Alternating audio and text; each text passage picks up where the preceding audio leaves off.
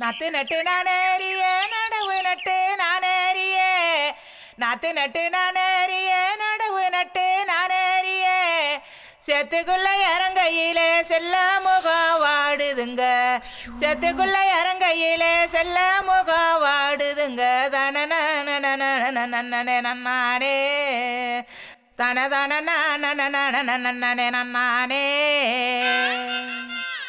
பானு என்னம்மா கல்யாணம் ஆயிடுச்சுன்னு சொன்னாங்க புருஷனைய காணும். அது சரி சொன்னாங்க, நீ வாக்கப்பட்டதையும் சொன்னாங்க, நீ வாழ வந்த வீட்டை பத்தியும் சொன்னாங்க. ஒன்னும் கவலைப்படாத, உன் அறிவுக்கும் அழகுக்கும் ஏத்த மாதிரி அமெரிக்காவுக்கு போய் ஒரு பையனை பிடிச்சு கல்யாணம் பண்ணிடுவோம். இங்க பாருங்க, சும்மா இந்த மாதிரி எல்லாம் பேசிட்டு இருக்காதீங்க. கல்யாணங்கிறது ஒரு பொண்ணுக்கு வாழ்க்கையில ஒரு தடவை தான். அது எனக்கு எப்பவோ முடிஞ்சு போச்சு. சும்மா புருஷனை மாத்தலாம் அதுன்னு பேசிட்டு இருந்தா சரியா இருக்காது. ஏமா என்னம்மா நீ இப்படி இருக்க? இந்த காலத்து பொம்பளை பிள்ளை எல்லாம் எப்படி இருக்கு தெரியுமா? அதுக்கு அமெரிக்கா வர்றது கிரீன் கார்டு வாங்குறதுக்குதே. அதுக்கப்புறம் ஒருத்தனை கல்யாணம் பண்ணுவாங்க. அந்த கார்டு வந்தோடனே அவனை கலட்டி விட்டுருவாங்க. அந்த பப்புவா கிப்புவா நல்லா குடிச்சு புட்டு மட்டை ஆயிடுவாளுவோ. இவ்வளவு விஷயம் போய்கிட்டு இருக்கு. இத போய் பெருசா எடுத்துக்கிட்டிய. இப்ப என் கதையை சொல்லவா? நான் முத போனதும் அமெரிக்கா தான். என் புருஷனை ஊர்ல விட்டுட்டு தான் போனேன். அமெரிக்காவில 2 வருஷம் இருந்தேன். அப்புறம் பிரான்ஸுக்கு போயிட்டேன். அப்ப நான் பிரான்ஸ்ல இருந்தப்பதான் என் புருஷன் ஆண்டிப்பட்டியில மண்டைய போட்டுட்டாரு. உடனே கிளம்ப முடியல. என்ன பண்றது? அந்த சீப்புல பார்த்து 2 சொட்டு கண்ணீரை விட்டுட்டு வேலையை பார்த்துட்டேன். ஸ்கீப்பா? ஆமா, அந்த சீப்பு. ஓ, ஸ்கைப்பா? அதுதான் சேப்பு. என்ன பிரான்ச்ல அங்க சீப்புன்னு தான் சொல்லுவாங்க. என்ன பாக்குற? புருஷன் செத்தும் பூவும் போட்டு வச்சிருக்கனா? அதுக்கு என்ன பண்றது? பிறந்ததுல இருந்து எல்லாம் வச்சுக்கிட்டு தானே இருக்கும். பாதியில கட்டின புருஷன் பாடையில போனதுக்காக எல்லாத்தையும் தூக்கி எறிஞ்சிட முடியுமா? வேலை செய்யற இடத்துல நல்லா பளிச்சுன்னு இருக்குன்னு எதிர்பார்ப்பாங்கல்ல. பிக்கால மாதிரி சுத்திக்கிட்டு இருக்க முடியாதுல. நான் அழகா இருக்கணும்ல. ரொம்ப ஆச்சரியமா இருக்கு உங்களை பார்த்தா.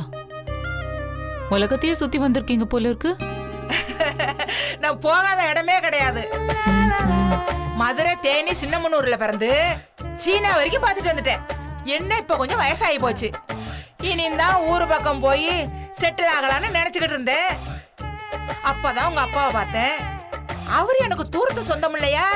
நான் வீட்டுக்கு வந்தப்போ அப்பா ரொம்ப புலம்புச்சு. என் பொண்ணு ரொம்ப கஷ்டப்படுறான்னு. அதான் இங்க ஓடி வந்தேன்.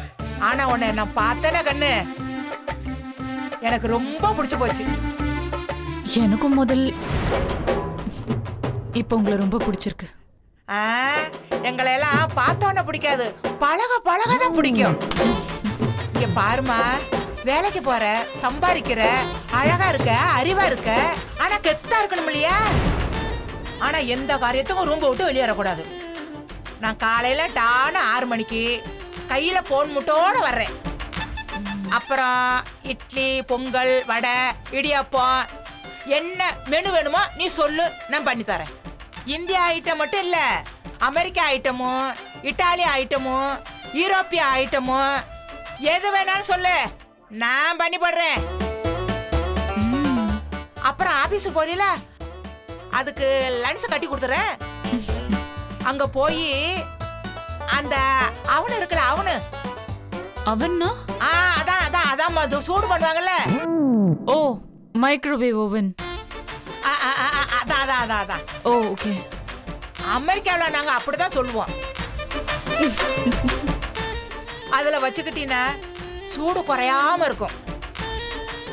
அந்த இடையில சாப்பிட்றதுக்கு பூட்ஸு, அந்த பாதாம் பருப்பு, பிஸ்தா பருப்பு, இதெல்லாம் டப்பாவில் போட்டு தந்துடுறேன்.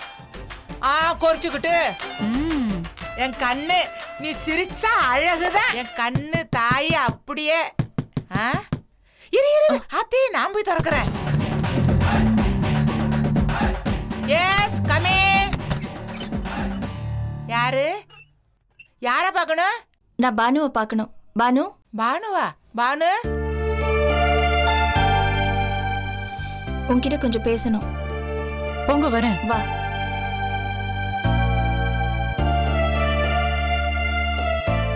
சொல்லுங்க. ஏன் பானு, நம்ம வீட்ல இத்தனை பேர் இருக்கும்போது நீ மட்டும் உனக்கு வேலைக்கு ஆள் வச்சா நல்லாவா இருக்கும்? நான் தான் ஏற்கனவே சொன்னேன்ல, அவங்க வேலைக்காரங்க இல்ல, என் ரிலேட்டிவ். இத பாருடா, முதல்ல தூரத்து சொந்தம்னு சொன்னீங்க, இப்ப என்னமோ க்ளோஸ் ரிலேஷன் மாதிரி பேசிட்டு இருக்கீங்க. தூரமோ பக்கமோ ஆக மொத்தம் அவங்க என் ரிலேட்டிவ், அவ்வளவுதான். இது பார் பானு, நீ பண்றது கரெக்ட் கிடையாது. உறவுக்காரங்கனாலும் அவங்கள எப்படி கூட வச்சுக்க முடியும் சொல்லு? ஒவ்வொருத்தரும் அவங்கவுங்களுக்குன்னு தனியா வச்சுக்கிட்டா வீடு எப்படி நல்லா இருக்க முடியும்? என்னங்க நீங்க, நான் என்ன பண்ணாலும் அதுல ஒரு குத்தம் குறை கண்டுபிடிக்கிறீங்க. வெளியில நிம்மதியா சாப்பிட முடியல, கேட்டா உடம்பு கெட்டு போயிடும்னு 1 மணி நேரம் லெக்சர் கொடுப்பீங்க. சரி நானே தனியா சமைச்சு சாப்பிட்டுக்கலாம்னா, ஐயோ இந்த வீட்ல 2 அடுப்பு எரியவே கூடாதுன்னு 1 மணி நேரம் பேச்சுவார்த்தை நடத்தி காக்கா குருவின்னு அட்வைஸ் பண்ணுவீங்க. தனி கொடுத்து நான் போகலான்னு பார்த்தா, ஐயோ குடும்பம் உடைஞ்சிரும், எங்க அண்ணன் தம்பிங்கெல்லாம் ராம லட்சுமணர் மாதிரி அப்படியே உருகுவீங்க. சரி இது எதுவுமே வேண்டாம், நிம்மதியா போய் அம்மா வீட்ல இருக்கலாம்னு பார்த்தா அங்கேயும் இருக்க விடாம டார்ச்சர் பண்ணுவீங்க. சி, ஒரு சொந்தக்காரங்களை வீட்ல கொண்டு வந்து வைக்கிறதுக்கு இவ்ளோ பேச்சு கேட்க வேண்டியதா இருக்கு. ஆனா நாங்க ஏதாவது திரும்ப கேட்டா, இது உன் வீடுமா, இது உன் சொத்துமா, இதுல உனக்கு பங்கு இருக்குன்னு லெக்சர் கொடுப்பீங்க. என்னங்க இது? ஏய், தேவையில்லாம பேசிட்டு இருக்க. இத்தனை பேர் இருக்கும்போது எதுக்கு இன்னொரு ஆளுன்னு கேட்டா, சம்பந்தமே இல்லாம நீ பாட்டுக்கு உன் இஷ்டத்துக்கு பேசிட்டு இருக்க. ஐயையையைய, பெரிய சைத்தான் பேசும்போது ஏன் சின்ன சைத்தான் உள்ள புந்து ஆடுது? ஏமா இப்ப என்ன நடந்துருச்சு? ஏதோ அந்த பொண்ணு தனியா இருக்குன்னு சொன்னாங்க. ஒரு சொந்தக்கார பொண்ணு, உறவுகார பொண்ணு, அதுக்கு ஒத்தாசையா இருக்கணும்னு வந்திருக்கேன். அது பொறுக்கலையா உங்களுக்கு? வீடுதான் மட மாதிரி இருக்குல்ல, ஏதோ ஒரு ஓரத்துல இருந்துட்டு போறேன். என்னமா கைராசு குடும்பம் பெருசுன்னு வெளியில பேசிக்கிட்டு இருக்காங்க, உள்ள வந்து பார்த்தா தானே ஓட்டையா இருக்கிறது தெரியுது. என்ன மீனாட்சி, என்ன பிரச்சனை? ஒண்ணும் இல்லம்மா, நான் பானு கிட்ட சாதாரணமா தான் கேட்டேன். நம்ம எல்லாருக்கும் வேலைக்கு எதுக்கு ஒரு ஆளுன்னு கேட்டேன். நான் தான் அந்த பேச்ச அதோட விட்டுற சொன்னேன் இல்லம்மா. எதுக்கு திரும்ப திரும்ப அதையே பேசிட்டு இருக்கீங்க? இல்லம்மா, பிரச்சனையெல்லாம் ஒன்றும் கேட்கல, சும்மா சாதாரணமா தான் கேட்டுட்டு இருந்தேன். ஆனா இந்த அம்மா நார்மலா பேசினாலும் பரவாயில்ல, அவங்க பேச்சே ஒரு மாதிரியா இருக்குமா. இங்க பாருங்க, அவங்கதான் என் சொந்தக்காரங்கன்னு சொல்லிட்டல, ஏன் திரும்ப திரும்ப அதே பேசிட்டு இருக்கீங்க? என்னதான் சொந்தமா இருந்தாலும் மாமியார் வீட்ல அவங்கள கொண்டு வந்து வச்சுக்கிறது சரியா இருக்காது. நான் எங்க அம்மாவை கொண்டு வந்து இங்க வச்சுக்க முடியுமா சொல்லு? வாட்? Come again? உங்க அம்மா அப்படியே வந்துட்டாலும் உங்களுக்கும் உங்க அம்மாக்கும் இருக்கிற ரிலேஷன்ஷிப் தான் ஊருக்கே தெரியுமே. இங்க பாரு, நான் ஒரு பேச்சுக்கு தான் சொன்னேன். புகுந்த வீட்டுல நம்ம அம்மா சித்தின்னு சொந்தங்களை கொண்டு வந்து வச்சுக்க முடியாதுன்ற அர்த்தத்துல தான் சொன்னேன். எனக்கு நிறைய வேலை இருக்கு, இத பத்தி இனிமே பேச வேண்டாம்னு நினைக்கிறேன். என்ன பேசுற நீ? நாளைக்கு ஒன்ன பார்த்து வைஜெயந்தியோ ஆனந்தியோ இதே மாதிரி முடிவெடுத்தா என்ன பண்ணுவேன்? I don't care. I'm going. அப்படி போட அருவாள வெள்ளி பொடி அருவா, வேடல புள்ள கையருவா, சொல்லி அடிச்சருவா, சொல்லட்டு தடி நெல்கதிரே தனன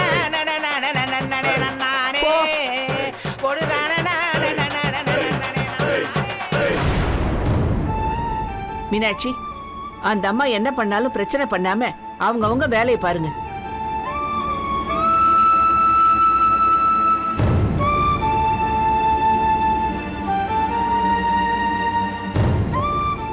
அக்கா, நீங்க ஒரே ஒரு வார்த்தை சொல்லுங்க, இவளை எப்படி வெளியில அனுப்பணும்னு எனக்கு தெரியும்க்கா. நீ ஒன்னும் அவசரப்பட்டு எதுவும் பண்ணிடாத, பாத்துக்கலாம்.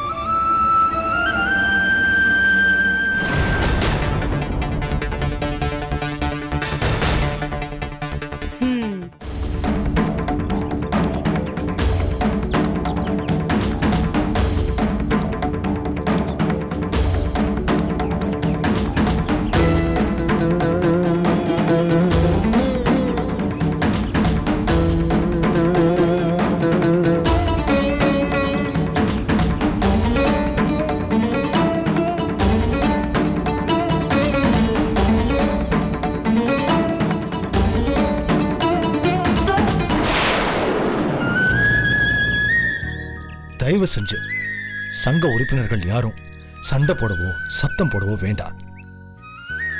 நாம ஒத்துமையா இருந்தாதான் நமக்கான உரிமைகளுக்கும் கோரிக்கைகளுக்கும் இணைஞ்சு போராட முடியும். நமக்கு எதிராக நடக்கிற பிரச்சனைகளை எதிர்த்து போராட முடியும்.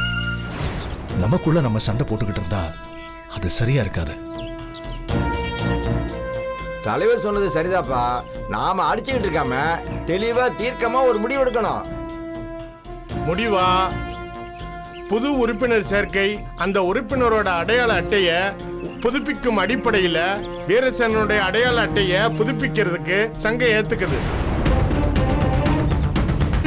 கூட சேர்த்து இன்னும் 10 விண்ணப்பங்கள் வந்திருக்கு. அவங்க விண்ணப்பங்களையும் சங்கம் பரிசீலனை செய்யும். நாங்க சொல்றத நீங்க கேட்க மாட்டீங்க. உங்க தலைவர் என்ன சொல்றாரோ அதானே கேட்பீங்க. அப்புறம் எதுக்கே என்ன கூட்டம்? இந்த சேரு நாங்க எதுக்கே? ஆமாம்பா, பதிவு நாட்கள் இருக்கிறதுனால தானே அவன் சொல்றது கேட்டு ஊர்வலம் அப்படி பண்ணிட்டு இருக்கு. முதல்ல அந்த பதிவை அடிக்கிறதுக்கு என்ன வழின்னு பாருங்க. அடுத்தது எப்ப எலெக்ஷன் கேளுங்கப்பா. யோ, நீங்க என்ன வேணாலும் தீர்மானம் போட்டுக்கோங்க. இந்த நிமிஷம் எலெக்ஷன் பத்தி முடிவு பண்ணுங்க. நீங்க எனக்கு தெரிஞ்சாகணும். இன்னும் எத்தனை வருஷத்துக்கு தான் இவனையே தலைவரை வச்சுட்டு அலைவீங்க, கொண்டாடிட்டு இருப்பீங்க? எப்ப பேசினாலும் வாய அடைக்கிறீங்க. இப்ப எனக்கு முடிவு தெரியணும். வை எலெக்ஷனை வை, போட்டு ஜெயிக்கட்டும், தலைவர் ஆகட்டும். அப்ப என்ன வேணாலும் தீர்மானத்தை போடுங்க, எவனை வேணாலும் உறுப்பினர் சேருங்க, என்ன எதை வேணாலும் பண்ணி தொலைங்க. நீங்க யாருக்கு என்னையா இது? நம்ம சங்கத்தோட செயல்பாடுகள், நெசவாளர்கள் காப்பீடு திட்டம், இதெல்லாம் பேச வேண்டியது இருக்கு. காஞ்சிபுரத்தில் இருக்கிற நெசவாளர்கள் எல்லாரும் இங்க இருக்கிற மருத்துவமனையில சிகிச்சை பண்ணிக்கிறதுக்கு ஏற்பாடுகள் பண்றதை பத்தி சிவஞான ஐயா ஏற்கனவே பெரிய ஆளுங்கள்ட்ட எல்லாம் பேசியிருக்காரு. நல்ல திட்டங்களை பத்தி பேச விடாம எப்ப பார்த்தாலும் எலெக்ஷனை பத்தியே பேசிக்கிட்டு கோஷ்டி சண்டை போட்டுக்கிட்டு இருந்தா நல்லாவா இருக்கு? என்னையா இது? விட்டா ஓவரா பேசிட்டே போற. என்னமோ இந்த பதிவை நாட்களே சிவஞானி சொந்த மாதிரி பேசிருக்கீங்க. பாட்ட முட்டை காலத்துல இருந்து இவனுங்களே ஆட்சி பண்ணிக்கிறானுங்க. இந்த சிவஞானி என்ன பண்ணாலும் மொத்த கோஷ்டியா மண்டே ஆடுறீங்க. இந்த பாருங்க, திரும்ப எலெக்ஷன் வைக்கிற எந்த திட்டமும் இப்போதைக்கு இல்லை. இந்த ஆண்டு இறுதியில் தான் அதை பற்றி முடிவு பண்ணணும். அதோட சங்கத்தோட கூட்டுறவு அமைப்பில் இப்போ இருக்கிற பொருளாதாரத்தை வச்சு எலெக்ஷன் நடத்த கண்டிப்பாக முடியாது. யோ, என்னையா இது? எப்ப எலெக்ஷன் பத்தி பேசினாலும் கையில காசு இல்ல, அதுல காதுல பூ சுத்திட்டு அலையறீங்க நீங்க. அப்படியே அதுக்கு முற்றுப்புள்ளி வச்சிடுறது இல்லையா? நடக்க விட மாட்டேயா. இந்த தடவை எலெக்ஷன் வச்சுதான் ஆகணும். புது தலைவரை தேர்ந்தெடுத்தாயே ஆகணும். அடுத்த வாரமே எலெக்ஷனை வை, ஓட்டி வை, தேர்ந்தெடு. எலெக்ஷன் வைக்க வேண்டிய அவசியமே இல்லையா? எப்பவுமே நம்ம சிவஞான ஐயா தான் தலைவர். அவருக்கு இணையா இங்க யாரு போட்டி போட முடியும்? என்னையா என்ன துணைன்னு பேசிட்டு இருக்க? இந்த ஊர்ல தானே நாங்களும் இருக்கோம். எனக்கு என்ன குறைச்சல், என்ன கம்மின்னு கேக்குறேன் நானு. எல்லாம் உனக்கு கிடையா? சொத்து சொகா, வீடு பங்களா எல்லாமே இருக்கியா? இன்னும் சொல்ல போனா எவ்வளவு இருக்கியா? பேசுறானுங்க என்ன துணைன்னு. எத்தனை தடவை இந்த பிரச்சனை எடுத்தாலும் தீர்வு ஒண்ணுதான். எங்க எல்லாருடைய ஆதரவும் சிவஞான ஐயாவுக்கு தான். அப்புறம் எதுக்கியா இந்த கூட்டம்? பெரிய தீர்மானம். போங்கயா, என்ன வேணா பண்ணிட்டு போங்கயா. போடா. ஐயா வீரமணி ஐயா, ரொம்ப அவசரப்படுறீங்க. சங்கத்தில் எடுக்கிற முடிவு எல்லாத்துக்கும் இப்படி எதிர்ப்பு தெரிவிச்சுட்டே இருந்தா எப்படி சாத்தியப்படும்? உங்களுக்கு இவன் சொல்றதானே வேற வாக்கு. எங்களை எதுக்கு அந்த பொதுக்குழுக்கு கூப்பிடுறீங்க, இப்படி அசிங்கப்படுத்துறீங்கன்னு கேட்கறேன் நானு. இல்ல இவன் மண்டவளம் எனக்கு தெரியாது. அப்படியே ஊருக்குள்ள நல்லவமா நடிச்சு நல்லவன் பேர் எடுத்துட்டா அப்புறம் என்ன முள்ள மாதிரி கேப் மாதிரி தனம் பண்ணாலும் பெரிய இதாயிரும்ல, ஒண்ணு தெரியாதுல்ல. அப்படி நாடகம் ஆடுறான் இவன். இதுக்கெல்லாம் நீங்க ஜால்ரா தேடிட்டு ஜால்ரா. விடுங்கப்பா. இவங்களுக்கு எப்படி அமைதியா நம்ம குடும்பத்தை உடைய தெரியுமோ, யாருக்குமே தெரியாம அரசியல் பண்ண தெரியுமோ, அதே மாதிரி நாமளும் யாருன்னு காட்டுவோம். ஏங்க என்ன பேசிட்டு இருக்கீங்க நீங்க? சும்மா சமாதானப்படுத்துறதுக்காக ஏதாவது பேசிட்டாலே நீங்க. நானா இல்ல சிவஞானமா? பாத்துருவாயா? பாத்துருவாண்டா. ஐயாக்கு மட்டும் ஏதாவது நடந்தது, ஒருத்தர் வீடு பேச பண்ணீங்க. என்ன பண்றீங்க? கை நீட்டி பேசுற, கையை வெட்டி போட்டுருவேன். கையா இருக்காது உங்களுக்கு. இவங்க எப்பவும் இப்படிதாங்க. எனக்கு ஒரு நல்லது நடந்தா உங்களுக்கு பிடிக்கவே பிடிக்காது. இவங்க போற இடம்லாம் நாசமா தான் போகும். மண்ணாதான் பேசுறேன். வாரிசே கொலை குழந்தை எல்லாம் பேசுறத கேட்டுட்டு இருக்க மாதிரி. அருவாளங்கடா அருவாள் மட்டும் இருந்தது. ஓங்க ஒரு சுத்து ஒரே போடு.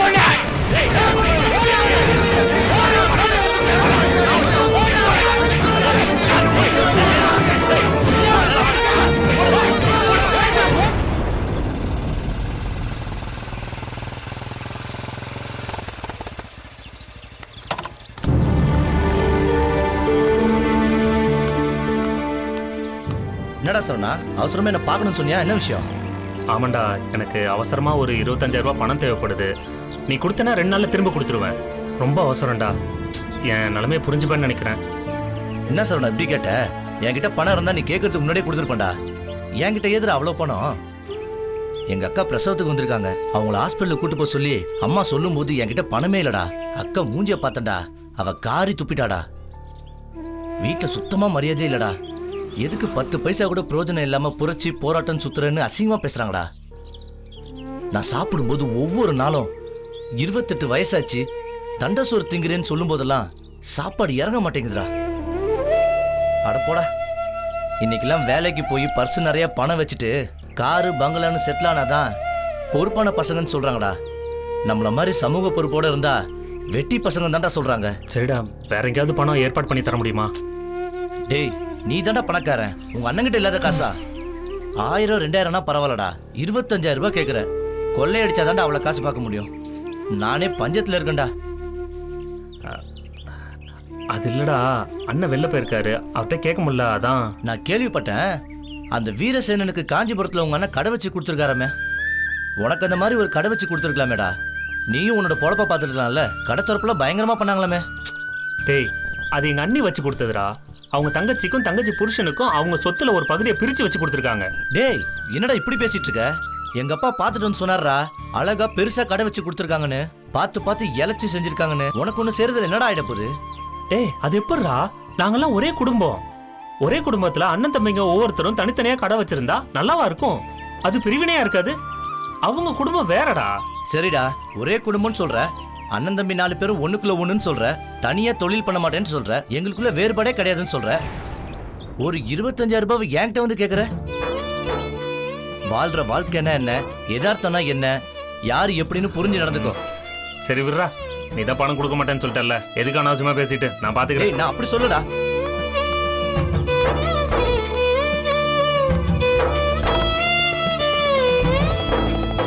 டேய்,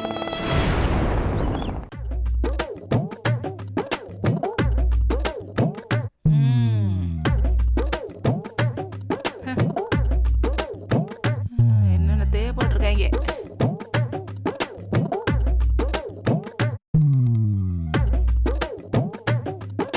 யாரது? என்ன நேரம் வீட்டுக்குள்ள நுழையிறிய? இந்த வீட்டுல ஒருத்தி குத்துக்கல்ல மாதிரி குத்த வச்சுக்கிட்டு பேப்பர் படிக்கிறேன்னு தெரியலையா? என்ன ஏதுன்னு கேட்டு நுழைந்தா நல்லா இருக்கும். மீனாட்சி இருக்காளா? வாங்க வாங்க வாங்க, எப்படி இருக்கீங்க? நல்லா இருக்கம்மா. உட்காருங்க, வாங்க. வாங்க வாங்க, நல்லா இருக்கீங்களா? நல்லா இருக்கம்மா. நீங்க நல்லா இருக்கீங்களா? நல்லா இருக்கேங்க. சரி, காஃபி சாப்பிடுறீங்களா? யார் இவரு? இவர் தான் மீனாட்சினியோட பெரியப்பா. ஓஹோ, நான் யாரோ தெருவுல போற பிச்சைக்காரன் வீடு தெரியாம வீட்டுக்குள்ள நுழைஞ்சிட்டான்னு நினைச்சேன். ஏமா, யார பார்த்து என்ன பேசிட்டு இருக்கீங்க? அவரே இந்த வீட்டுக்கு வந்த விருந்தாளி. வந்தோமா வேலை பார்த்தோமான்னு இருக்கணும். இந்த வீட்டுக்கு வரவங்க போறவங்கள பத்தி விமர்சனம் பண்ண தேவையில்லை. போங்க உள்ள.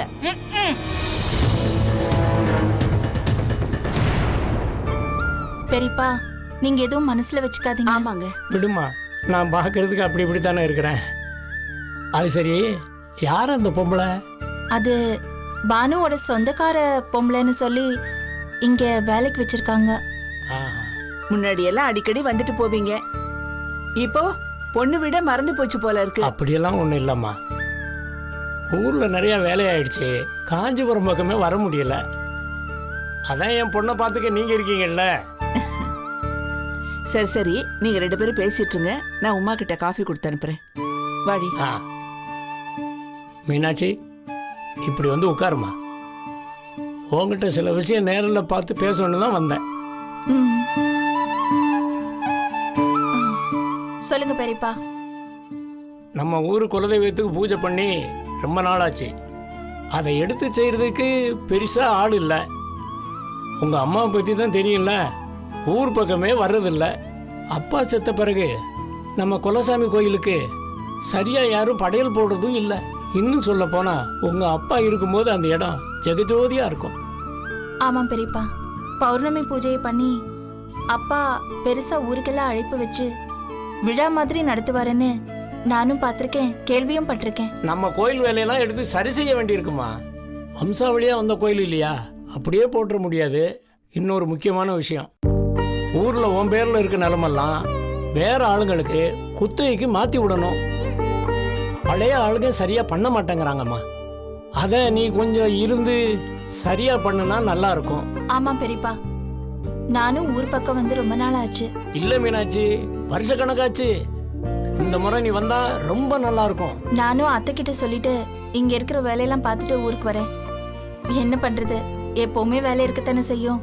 உன் வீட்டுக்காரட்டையும் சொல்லிடு, வந்தா 2 பேரும் ஒரு 4-5 நாள் ஊர்ல தங்கி பூஜையெல்லாம் முடிச்சுட்டு நிம்மதியா கிளம்பி வர்ற மாதிரி வாங்க. அது கஷ்டம் பெரியப்பா, என் வீட்டுக்கார் வர்றது ரொம்ப கஷ்டம். ஏன்னா எங்க சங்கத்துல நிறைய வேலை இருக்கு. அது மட்டும் இல்லாம லாரி ஆபீஸ் வேலை வேற. அதனால நாம அங்க இருக்கிற வேலையெல்லாம் பார்ப்போம். உமா கல்யாணத்துக்கு முன்னாடி ஒரு பூஜை நம்ம அங்க ஏற்பாடு பண்ணுவோம். அப்போ அவர் அங்க வர சொன்னா சரியா இருக்கும். சரிம்மா, அப்ப நீ சிவஞானத்திட்ட பேசிட்டு சொல்லு.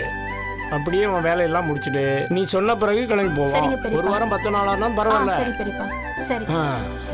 இந்தாங்க காஃபி எடுத்துக்கோங்க.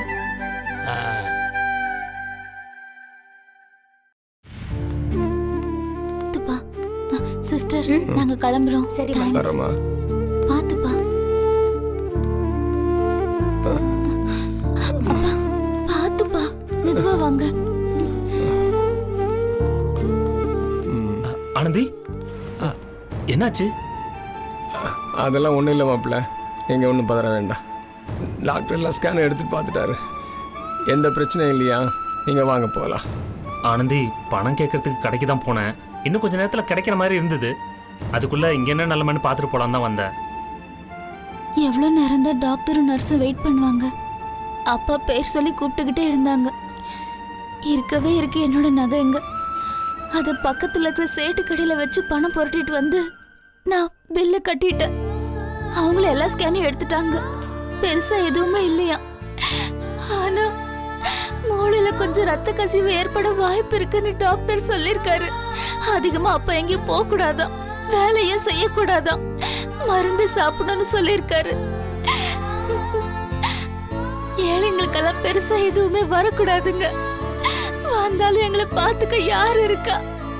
கல்யாணம் ஆகிறதுக்கு முன்னாடியும் அதே நிலைமைதான், இப்பவும் அதே நிலைமைதான். எதுக்குமே பெருசா எனக்கு வித்தியாசம் தெரியலங்க.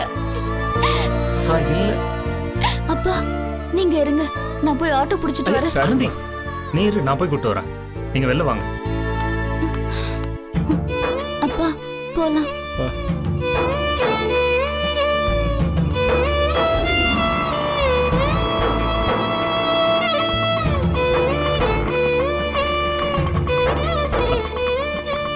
பார்த்து வாங்க. பாத்துப்பா, மெதுவா இருங்க. ஆனந்தி, என்னை மன்னிச்சிடு ஆனந்தி. பணத்தோட வரத்துக்கு தான் முயற்சி பண்ணேன், ஆனா முடியல. வேண்டாங்க, அது முடிஞ்சு போன விஷயம். உங்களுக்கு பணம் கொடுக்கணும்னு என்ன இருக்கு சொல்லுங்க? அவர் எங்க அப்பா தானே, அவரை பாத்துக்கிறது என்னோட கடமை தானே. இருக்கிற வரைக்கும் பண்றேன், முடியாத நிலைமையில கடவுள்கிட்ட விட்டுடுறேன், அவ்வளவுதான். மாப்பிள்ள, உங்களுக்கு அறிவுரை சொல்ற அளவுக்கு எனக்கு தகுதி கிடையாது, வசதியும் கிடையாது. ஆனா ஒண்ணு மட்டும் தெரியும், உங்க நல்ல மனசு வேற யாருக்குமே வராது. ஆனா நல்ல மனசை வச்சு எதுவுமே வாங்க முடியாது. வாழணும்னா 4 காசு வேணும். மனுஷங்கிட்ட 4 காசு இருந்தாதான் மதிப்பாங்க. காசு இல்லாத மனுஷனுக்கு இங்க மரியாதையே கிடையாது. பணத்துக்கு தான் மரியாதை. கல்யாண வீடா இருந்தாலும் சரி, கருமாதி வீடா இருந்தாலும் சரி, கார்ல வரவனை பார்த்து தான் கூழ கும்பிடு போடுவாங்க. காந்தியே ரூபா நோட்டில் இருக்கிற வரைக்கும் தான் சிரிச்சுக்கிட்டு இருப்பாரு. அண்ணன், தம்பி, தங்கச்சி, அக்கா எல்லாரும் இருப்பாங்க. அவசரத்துக்கு காசு மட்டும்தான் கை கொடுக்கும். இதெல்லாம் நான் சொல்லி உங்களுக்கு தெரிய வேண்டியதில்லை. இன்னைக்கு சூழல்ல நீங்க பணம் தரலன்னு சொல்லி நான் தப்பா பேச நினைக்காதீங்க. என் இடத்துல ஆனந்தி இருந்து உயிர் போற அளவுக்கு ஆபத்தான நிலையில இருந்திருந்தா உங்களுக்கு எப்படி இருந்திருக்கும் யோசிச்சு பாருங்க. எல்லாமே சொல்லும் போது கஷ்டமா தான் இருக்கும், ஆனா அனுபவிக்கும் போது தான் தெரியும். சரிங்க மாப்பிள்ள, வாங்க போலாம். நான் குத்தி காட்டுறதாவோ உங்களை குறை சொல்றதாவோ நினைக்காதீங்க. இல்ல, என் பொண்ணை உங்களுக்கு கல்யாணம் பண்ணி கொடுத்துருக்கேன். நீங்களும் எனக்கு ஒரு பிள்ளை மாதிரி தான். எனக்கு ஒரு பையன் இருந்திருந்தா என்ன சொல்வேனோ அதைத்தான் நான் உங்கள்கிட்ட சொல்றேன். பார்த்து வாழ்க்கை அமைச்சுங்க தம்பி. ஏறுங்கப்பா. ஆமா, பார்த்து மெதுவா இருங்க.